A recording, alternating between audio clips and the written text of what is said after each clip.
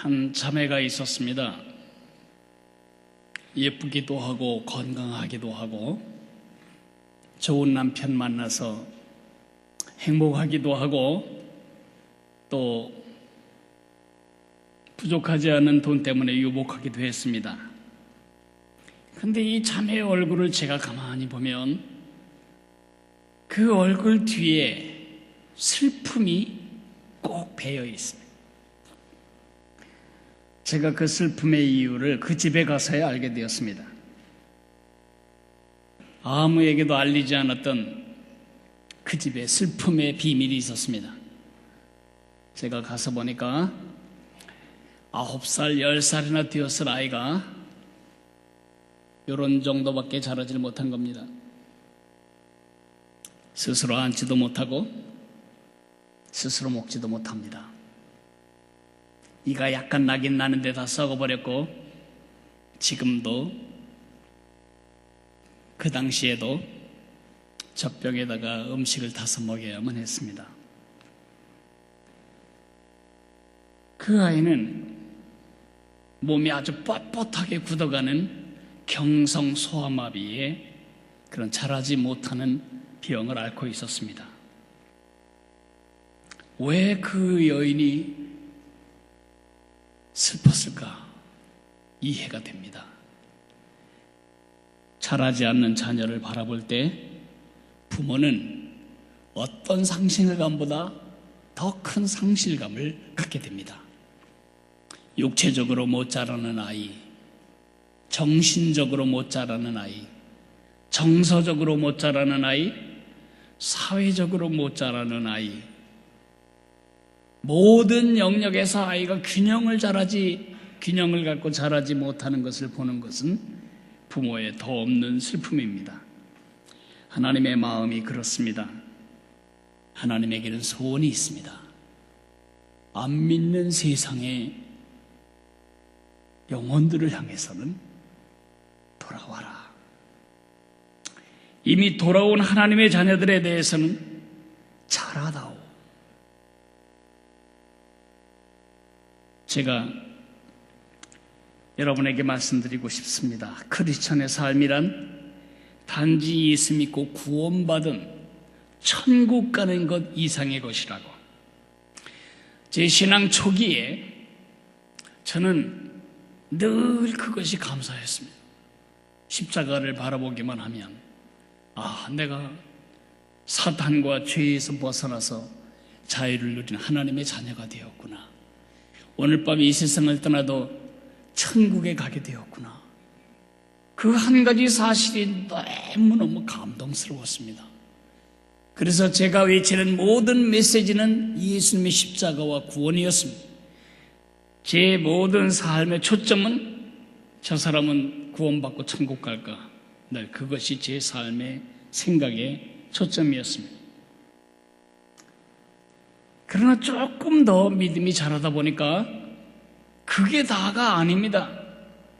제가 예수님 안에서 이제 그 큰 은혜에 대해서 어떻게 보답을 해야 되나? 그래서 저는 그때부터 또 봉사를 시작합니다. 이렇게 일하면 이것도 해드리고 저것도 해드리고 이 일도 하고 저 일도 하고 주님을 위해 많은 일을 하면 주님이 한량없이 미소를 지을 줄 알았었습니다.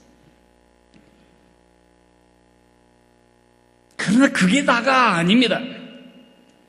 제가 조금 더 성숙해가면서 느끼는 것은 하나님이 날 바라보며 미소 짓는 것은 단순히 태어난 것도 아니고 하나님을 위해 뭔가 열심히 일하는 것도 아닙니다. 하나님은 나에게 뭘 기대하시는가?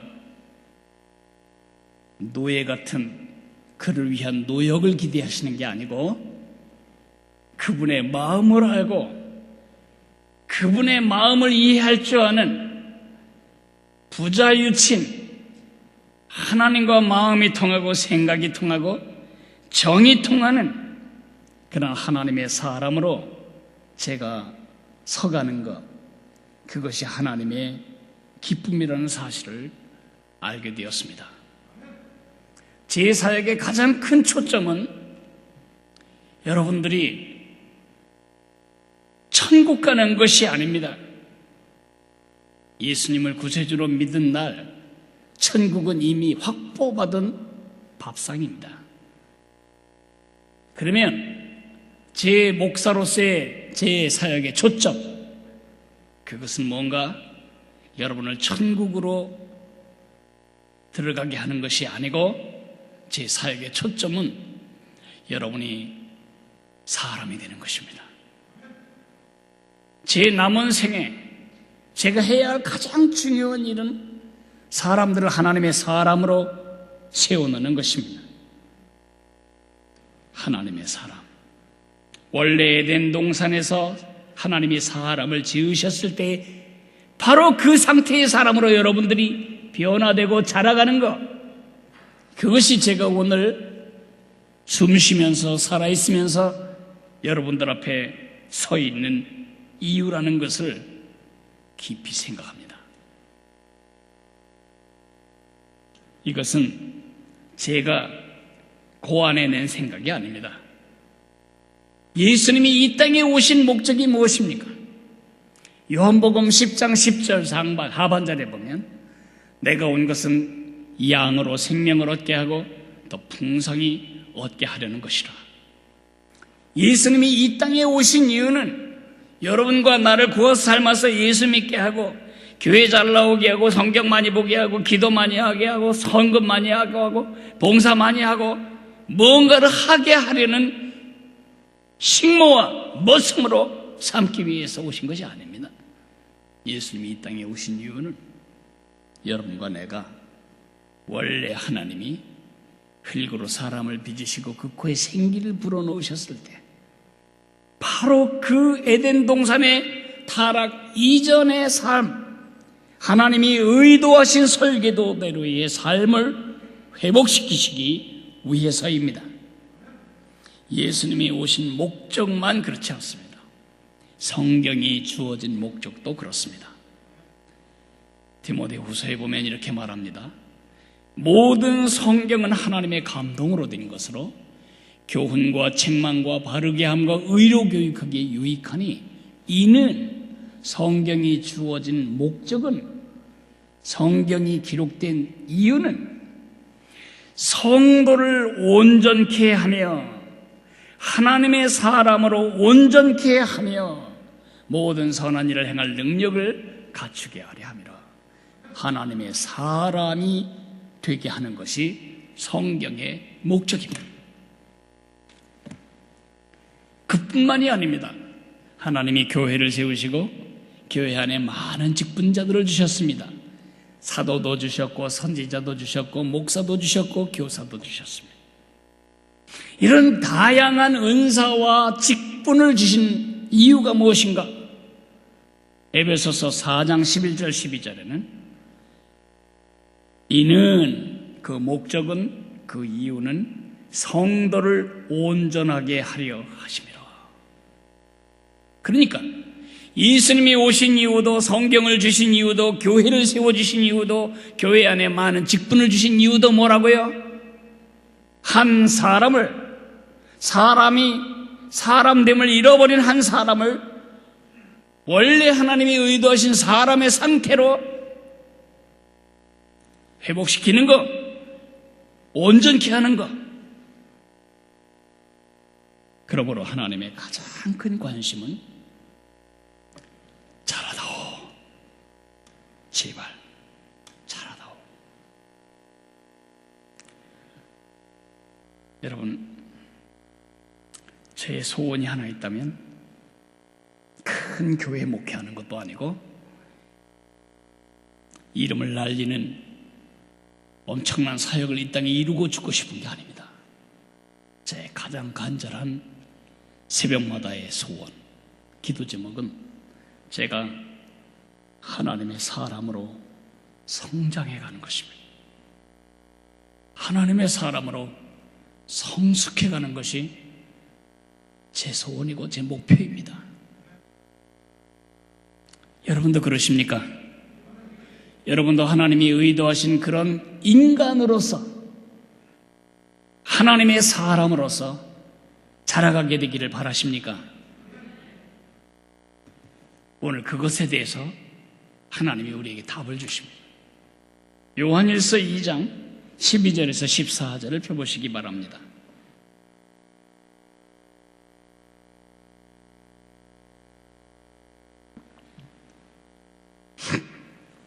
요한일서 2장 12절에서 14절을 같이 읽겠습니다. 자녀들아, 내가 너희에게 쓰는 것은 너희 죄가 그의 이름으로 말미암아 사함을 받았으며, 아비들아, 내가 너희에게 쓰는 것은 너희가 태초부터 계신 일을 알았으며, 청년들아, 내가 너희에게 쓰는 것은 너희가 악한 자를 이기었습니다.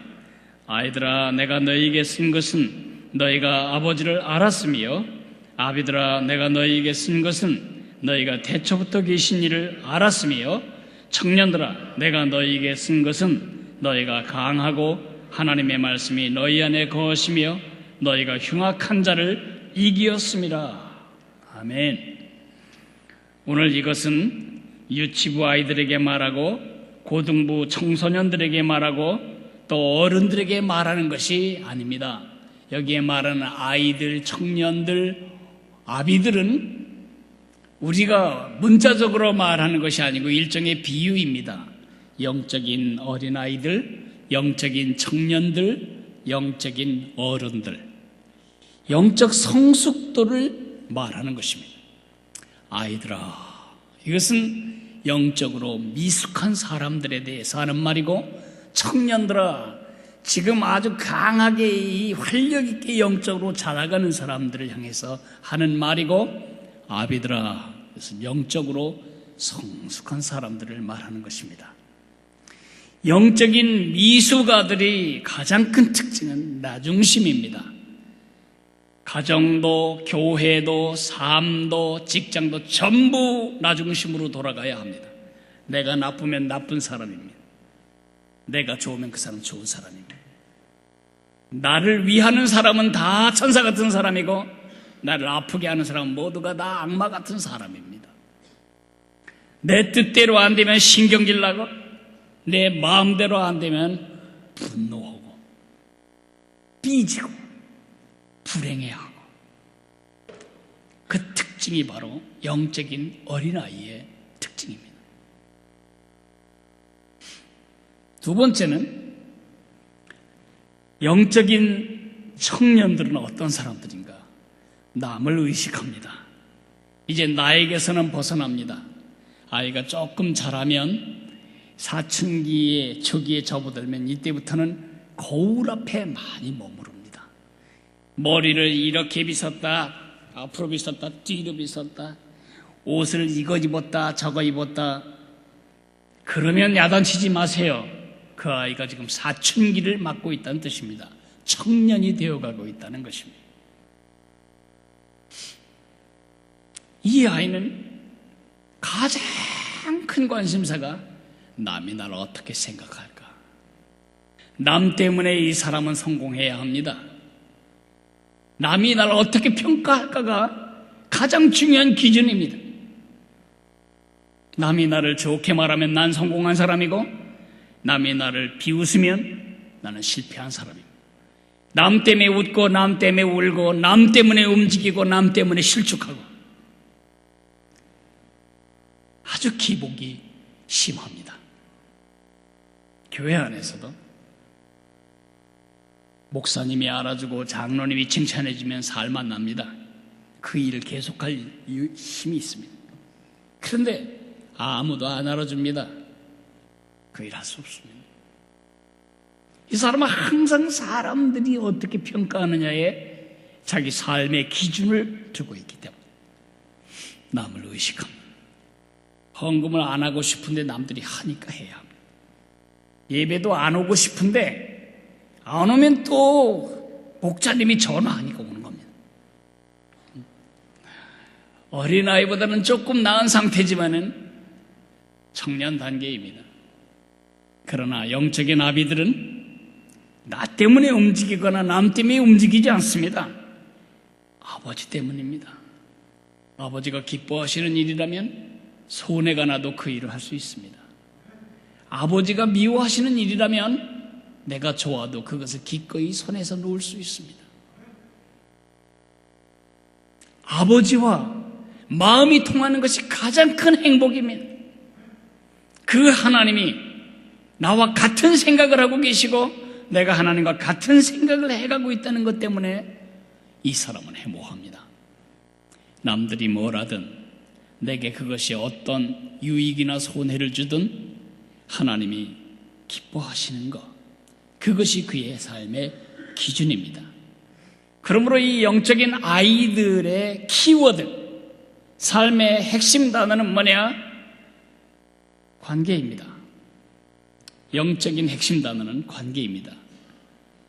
뭘 하냐면 내가 죄를 용서받은 하나님의 아들이다. 나는 하나님의 딸이다. 거기까지입니다. 그러나 청년들은 경험합니다.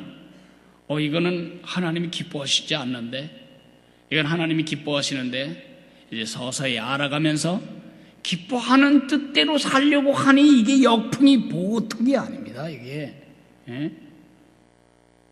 역풍이 얼마나 큰지, 그냥 내가 뭔가 우리 하나님을 향해 다가가려고만 하면 보이지 않는 아주 강력한 역풍이 불어닥칩니다. 이제 마귀의 실체를 알게 됩니다. 이게 바로 사탄이 하는 짓이구나. 세상과 그리고 죄와 내 속에 있는 육을 다 동원해서 사탄은 우리가 하나님의 사람으로 자라지 못하도록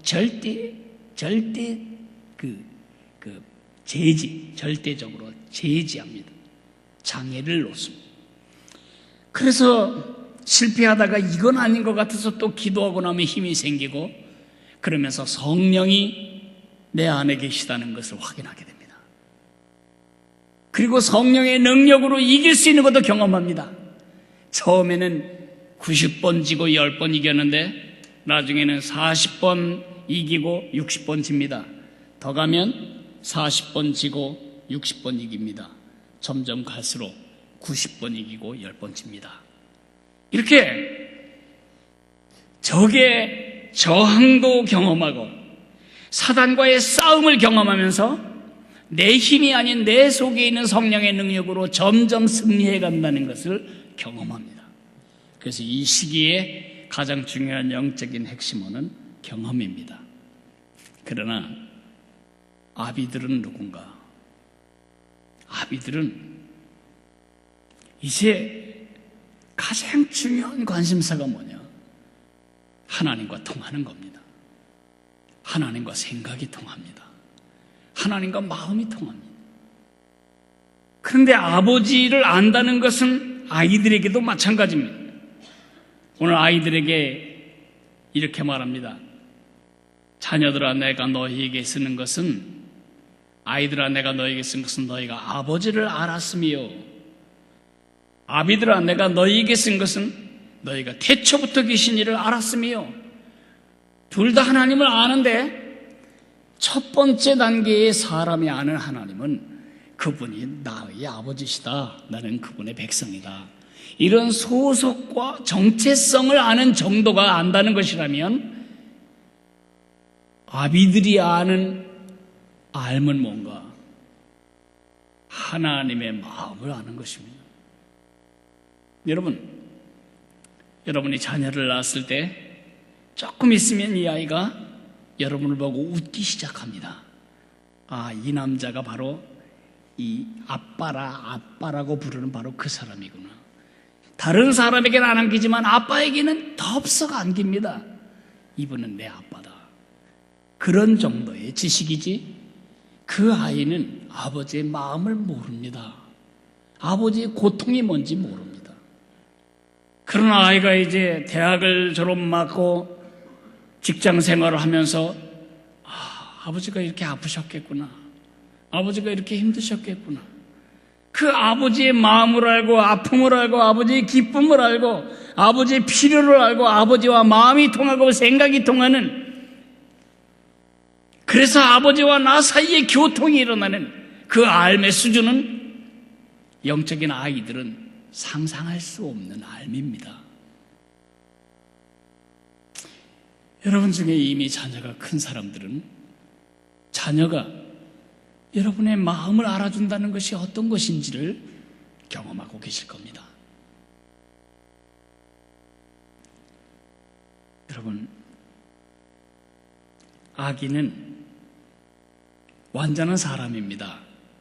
아이는 태어나서부터 완벽한 인간입니다. 그러나 존재로서는 완벽하지만 기능은 완벽하지 않습니다. 사람은 사람인데 사람 같지 않은 사람입니다. 아이들 잘 보세요. 인간 같은가 그것이.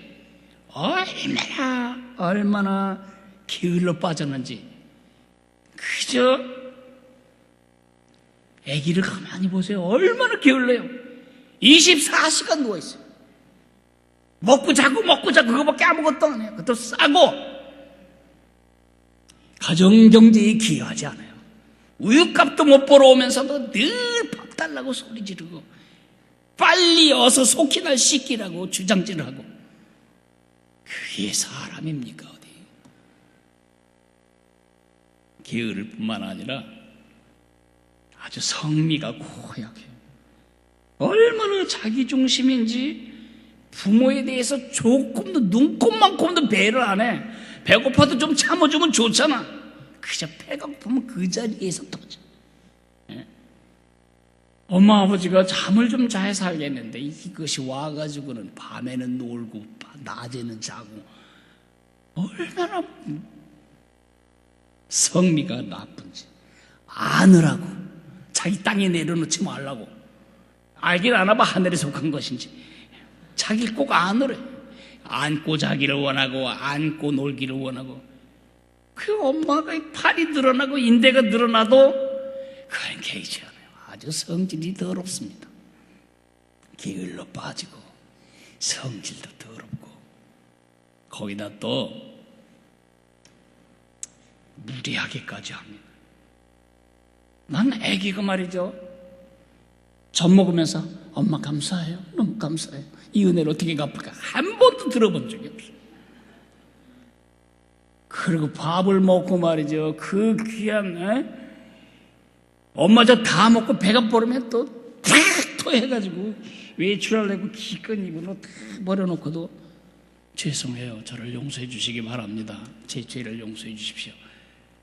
한 번도 그러지 않아. 이렇게 게으르고 이렇게 성질이 나쁘고 이렇게 무례하지만 우리는 누구도 아기를 정죄하지 않아요. 이 제품이 잘못됐구나. 리콜을 해야 되겠구나. 아니면 황학동에 가서 바꿔야 되겠구나. 뭐 그런 거 없죠. 왜 그렇죠? 기대하고 있기 때문입니다. 이 아이는 이게 여기가 중단된 상태가 아니다. 이 아이는 조금 있으면 이유식 먹을 거고, 조금 있으면 밥 먹을 거고, 조금 있으면 앉을 거고, 조금 있으면 걸어다니고, 조금 더 크면 학교 갈 거고, 조금 더 크면 장가 될 거고, 조금 더 크면 늙은 나를 부양할 거다. 내가 늙어서 정신없을 때 이 아이가 내가 그 아이를 이해한 것처럼 이해해주고, 내가 먹을 수 없을 때 내가 이 아이 이유식 먹여준 것처럼 내가 먹기 좋은 음식으로 내게 먹여줄 거고, 내가 걷지 못할 때 이 아이들이 부축해 줄 거다. 이런 마음의 기대감이 있기 때문에 우리가 정죄하지 않는 것입니다. 문제는 뭐냐? 그 단계에 머물러 있지 말라. 그 단계에 머물러 있는 것이 문제입니다. 그 아이가 게으르고 성미 고약하고 무례한 그 아이가 6달이 돼도 똑같고 6살이 돼도 똑같고 16살이 됐을 때도 똑같고 60세가 돼도 똑같다면 이건 재난입니다. 이건 재난입니다. 이것은 그 부모의 삶이 다 망가져버려요. 재난입니다. 자라지 못하는 자식은 부모의 인생의 재난이라고요. 느려도 진보가 보일 때 부모는 견뎌낼 수 있는 것입니다. 진보가 중단된 자녀. 보시는 사진은 프로제리아라고 하는 병에 걸린 아이들의 모습입니다. 8살 때 80세의 몸으로 늙어버립니다. 머리는 다 빠지고 시력은 쇠퇴하고 치매가 오고 근육과 골격은 80살처럼 주저앉습니다.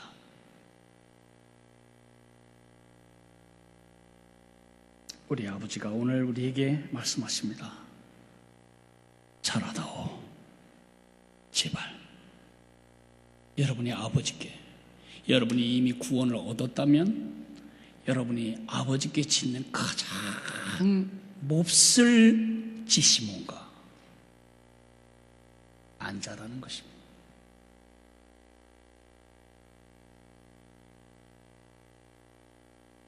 내가 어느 단계에 와 있는지를 정직하게 인식하십시오. 나는 지금 어느 단계에 와 있는가? 아이인가? 청년인가? 아버지인가?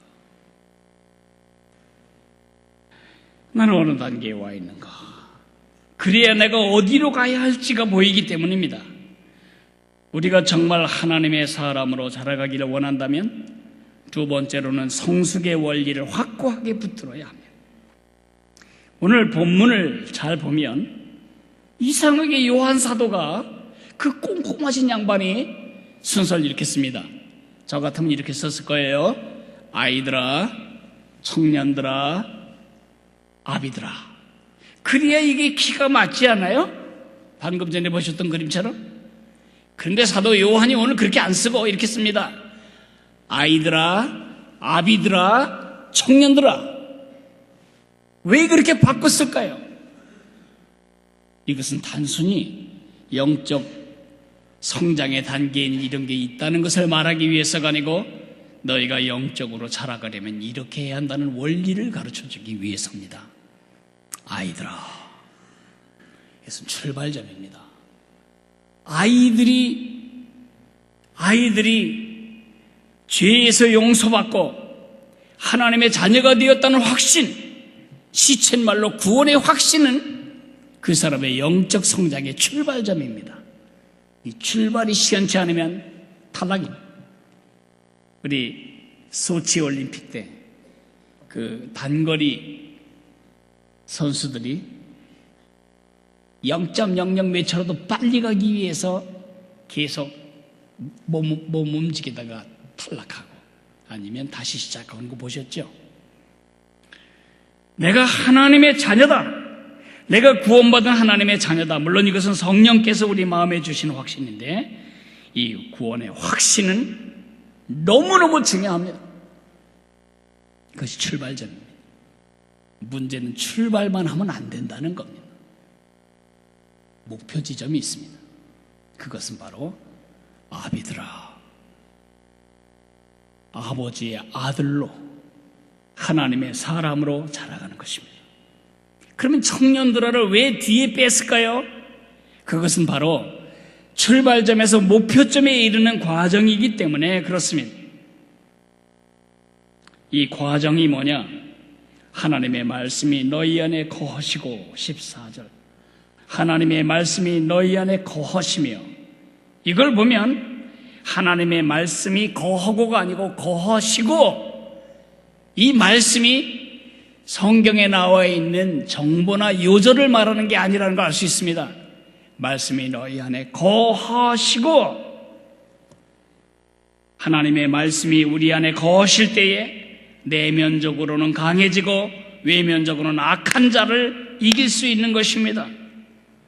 자전거로 비유하자면 첫째 앞바퀴는 하나님의 말씀이신 하나님의 말씀, 말씀하시는 하나님, 말씀하시는 예수님, 말씀하시는 성령님, 인격화된 하나님의 말씀이 거시며 말씀이 있습니다. 그런데 거시면은 뭐예요? 하나님의 말씀이 내 안에 거시는 방법이 뭐냐? 순종입니다. 자전거에 양 페달을 밟아야지 자전거를 페달 하나로 간다는 것은 불가능합니다. 그러면 자전거가 앞으로 나가려면 왼발 오른발을 계속 밟아야 됩니다. 한 번 밟고 목적지까지 가지 못합니다. 계속해서 가야 합니다. 다시 말해서 3요소가 있습니다. 말씀하시는 하나님, 말씀하시는 예수님, 말씀하시는 성령님, 그 하나님의 말씀, 그것이 첫 번째 요소입니다. 성경을 읽을 때 소설책 읽듯이 일독했다 이독했다 아무 의미 없습니다. 성경을 정보로 읽지 말고 3인칭으로 읽지 말고 아버지, 나를 사랑하시는 아버지가 하시는 편지, 하나님이 아버지가 내게 보내신 편지를 읽는 것을 2인칭으로 읽어야 합니다. 그래야 말씀이 인격이 됩니다. 하나님의 말씀이 너희 속에 거하시오. 왕의 칙령처럼 읽어야 합니다. 두 번째는 그 말씀에 순종해야 합니다. 나의 의도적인 노력이 필요합니다. 그리고 세 번째는 시간입니다. 절대 컵라면처럼 물만 부으면 먹으면 되는 컵라면처럼 인스턴트 성숙이란 없습니다. 아이는 강냉이 튀겨지듯이 크지 않습니다.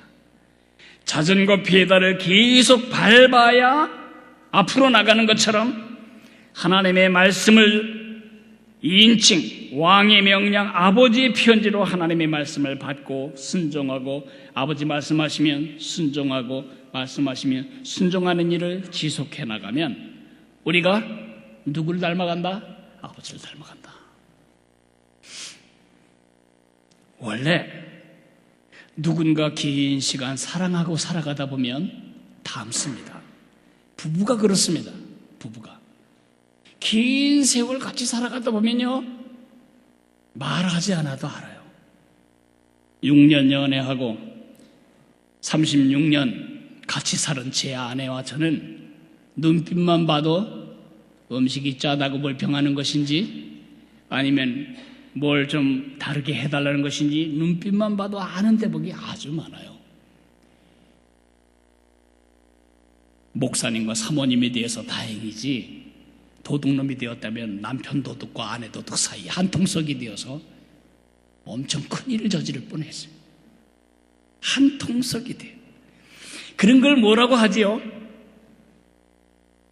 이 그림을 한번 보시죠. 여러분, 이렇게 늙으시기 바랍니다. 이 빠진 거 빼놓고는. 근데 저기 제가 한자를 써놨습니다. 무슨 자입니까?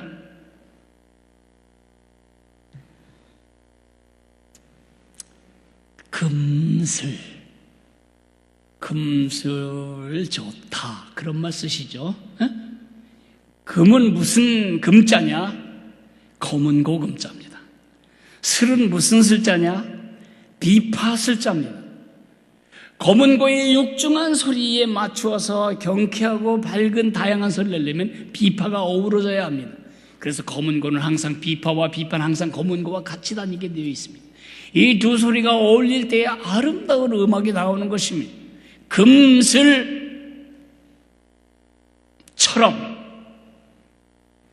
아버지의 마음이 내 마음으로 어우러지고 내 생각이 아버지의 생각과 통하는 금슬 좋은 관계가 되는 것, 그것이 성숙해가는 것입니다. 그럼 어떻게 해야 된다고요? 저 금자는 잘 보세요. 아주 쉽습니다. 왕 중에 왕이신 명령에, 그죠? 명령할 때 영자잖아요. 왕 중에 왕이신 그분의 명령에, 왕 중에 왕이신 그분께 반드시 순종하는 것. 왕 중에 왕이 명령하시면 나는 왕 중에 왕께 반드시 순종한다. 한 번 그리하고 두 번 그리하고 한 날 그리하고 두 날 그리하고 이번 달 그렇게 하고 다음 달 그렇게 하면 여러분은 왕의 생각, 그 왕의 차원의 생각, 왕의 차원의 가슴, 왕의 차원의 가치, 그렇게 자라가게 됩니다. 하나님의 금슬 같은 자녀가 되시기를 바랍니다. 그리스도의 금슬 같은 신부가 됩시다. 그래 다 같이 일어나서 찬양할까요? 내 모든 소원 기도의 제목, 예수를 닮기 원함이라.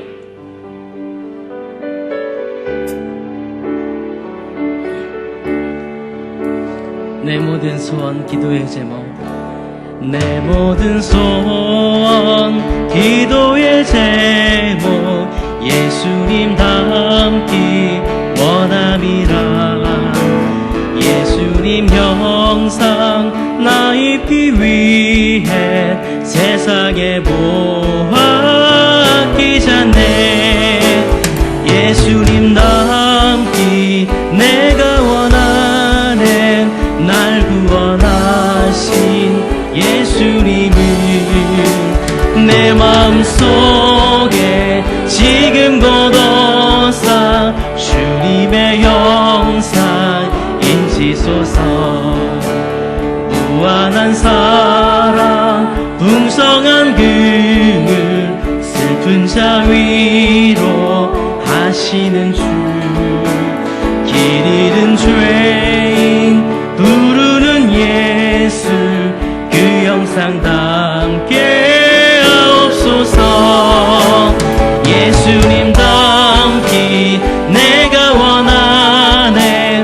날 구원하신 예수님을 내 마음속에 지금 걷어사 주님의 형상 인치소서. 겸손한 예수 거룩한 주님 원수의 멸시 참으시사. 우리를 위해 고난을 받은 구주를 닮게 하옵소서. 예수님 닮기 내가 원하네. 날 구원하신 예수님을 내 마음속에 지금 걷어사 주님의 형상 예수님 닮기 내가 원하네. 예수님 닮기 내가 원하네. 날 구원하신 예수님을 내 마음속엔 지금 걷어사 주님의 형상 인치소서. 우리 손을 마주 잡고 또 기도하겠습니다. 왼손은 아버지의 손입니다. 아버지가 말씀하십니다. 얘야 자라다오 제발.